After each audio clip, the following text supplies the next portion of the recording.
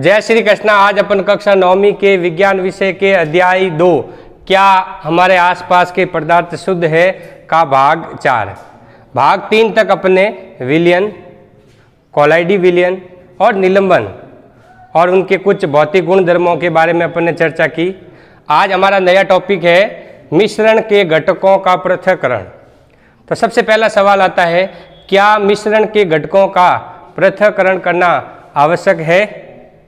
तो जी हाँ, मिश्रण एक विषमांगी घटकों का एक मिश्रण होता है जिसमें कुछ मात्राएं फिक्स नहीं रहती है, इसलिए इन पदार्थों को पृथक करना अति आवश्यक होता है। तो इनके घटक यानी जिनसे वो मिश्रण बनता है, इनके घटकों को पृथक करने के लिए उनके कुछ विशेष विधियां हैं, जिनमें से आज अपन पहले नंबर की विधि पढ़ेंगे। रंग वाले घटक डाई का पृथक्करण किस विधि से किया जाता है?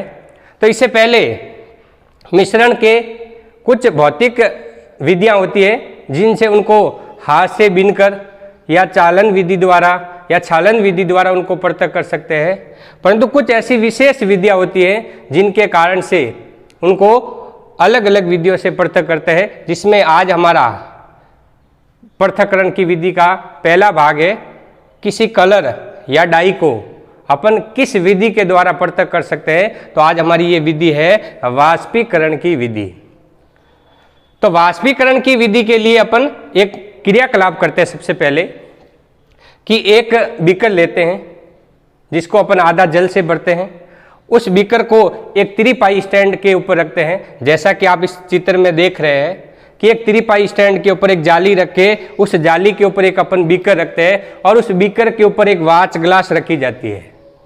अब अपन ऐसा करते हैं, इस बीकर में जल भरते हैं, आधा जल, और अब इस वाच ग्लास को उसके ऊपर रखकर उस वाच ग्लास के ऊपर स्याही के, नीली स्याही या काली स्याही की कुछ बूंदें उसके ऊपर डालते हैं।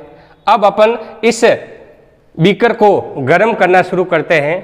तो थोड़े समय पश्चात अपन देखते हैं कि वह स्याही जो वाष्पित होना शुरू हो जाती है। अर्थात जब ये स्याही वाष्पित होती है तो इस स्याही में जो सम्मिलित जल होता है वह वाष्प होकर ऊपर उठना शुरू हो जाता है, और कुछ समय पश्चात अपन देखते हैं कि स्याही सूखे काले या नीले रंग के पाउडर के रूप में वो शेष रह जाती है। इस विधि का नाम है वाष्पीकरण विधि। अर्थात अपन इस विधि का प्रयोग सामान्यतः किसी विलायक से विलेय पदार्थों को वाष्पीकरण विधि से पृथक कर सकते हैं। जैसा कि इस चित्र में आपको स्पष्ट दिख रहा है कि इस वाच ग्लास के ऊपर से स्याही जल वाष्प के रूप में बाहर निकल रहा है और शेष वाच ग्लास पर स्याही शेष बच रही है। अर्थात इस प्रयोग से ये निष्कर्ष निकलता है कि कोई भी नीले कलर की या काले कलर की जो स्याही होती है वह जल और इन कलरों का एक मिश्रित रूप होता है। तो ये हमारी पहली विधि थी जिसमें अपन ने वाष्पीकरण विधि को पढ़ा। तो अपने पहली विधि पढ़ी अपने वाष्पीकरण विधि। तो अब अपन पढ़ रहे हैं दूसरे नंबर वाली विधि, जिनका नाम है अपकेंद्रीकरण विधि, सेंट्रीफ्यूज विधि। इस विधि के द्वारा अपन कोलाइडी विलयन जो होते हैं उनका अपन पृथक्करण कर सकते हैं। कोलाइडी विलयन अपन ने कल पढ़ा था, पिछले वीडियो में अपन ने पढ़ा था परिक्षिप्त अवस्था और परिक्षेपण अवस्था।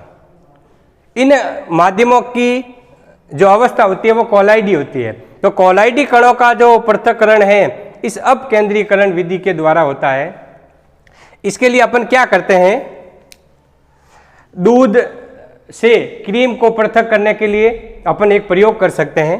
जब इसको इमल्सीकरण या जागुनीकरण करवाया जाता है दूध से क्रीम को पृथक करने के लिए, इनको तेजी से घुमाया जाता है, तो इन दूध के अंदर जो सघन कण होते हैं यानी घने जो कण होते हैं वह अपकेंद्रीय बल के द्वारा नीचे तल में जाकर जमा हो जाते हैं, और जो हल्के कण होते हैं क्रीम जी के, तो देखो दूध के जो भारी कण होते हैं वो बर्तन में नीचे जम जाते हैं और क्रीम के जो हल्के कण होते हैं वे ऊपर की ओर आकर जम जाते हैं। इसमें अपकेंद्रीयकरण बल यानी सेंट्रीफ्यूगेशन बल जो होता है, इस बल का काम होता है। और इस बल के कारण से जो सघन कण है यानी जो घने भारी कण होते हैं वह पात्र या बर्तन में नीचे जम जाते हैं और हल्के कण क्रीम वसा के जो कण होते हैं वे ऊपर की ओर आकर अलग हो जाते हैं। इस विधि का नाम है अपकेंद्रीयकरण विधि। और इसका एक उदाहरण है दूध से क्रीम को पृथक करना। अपन इसको बड़े तौर पर अपन देखते हैं, इनका बड़े तौर पर इस विधि का प्रयोग कहाँ कहाँ पर होता है। तो अधिकतर रक्त में शराब की जांच करना हो या रक्त की जांच करना हो या मूत्र की जांच करना हो, इन लेबोरेटरियों में इस विधि का प्रयोग किया जाता है। कई बार दुर्घटना के कारण से जो व्यक्ति शराब पीकर गाड़ी चलाते हैं तो उन मामलों में उनके रक्त में अल्कोहल की मात्रा जांचने के लिए इस विधि का प्रयोग किया जाता है।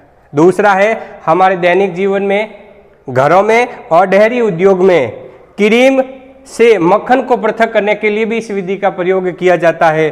और सामान्यतः अपन देखते हैं कपड़े धोने की जो मशीन होती है उसमें भीगे हुए कपड़ों से जल को अपकेंद्रीकरण विधि के द्वारा ही पृथक किया जाता है।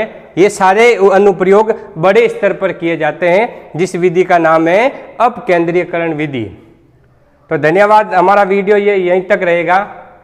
आप हमारे आदर्श शिक्षण संस्थान जोधपुर के चैनल को सब्सक्राइब, लाइक और शेयर करें, जिससे भैया बहनों को ज़्यादा से ज़्यादा इस शिक्षा का, इस मुहिम का लाभ मिल सके। इसी के साथ धन्यवाद।